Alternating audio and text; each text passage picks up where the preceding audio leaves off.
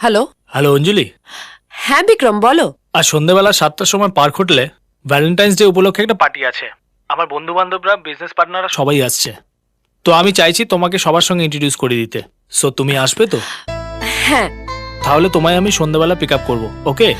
না, pick up করার দরকার নেই, আমি ট্যাক্সি নিয়ে চলে আসবো। কি, তুমি আর ট্যাক্সি?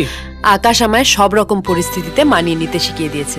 তুমি চিন্তা করো না, আমি চলে আসবো। ওকে, বাই। বাই। এটা ফালতু কথা একদম বলিস না, না। একদম তুই বাজে বল। কথা বলিস না, তুই বলেই হলো নাকি? Excuse me. না, না, আই তুই Hello? জিজ্ঞেস কর। হ্যাঁ। তুমি ব্যস্ত? না অঞ্জলি, বলো। বিক্রম বলল সন্ধ্যে 7টায় পার্ক হোটেলে একটা পার্টি আছে। ওর বন্ধু বান্ধব, বিজনেস অ্যাসোসিয়েটস সবাই আসবে। আমি যেতে পারি? হ্যাঁ sure, you go and enjoy. তুমিও চলো, ডিনারটা একসাথে ওখানে করে নেবো। সো সরি অঞ্জলি, অ্যাকচুয়ালি আজকে আমার একজন কলিগ তার গার্লফ্রেন্ডের সাথে ভ্যালেন্টাইন্স ডে সেলিব্রেট করতে যাচ্ছে।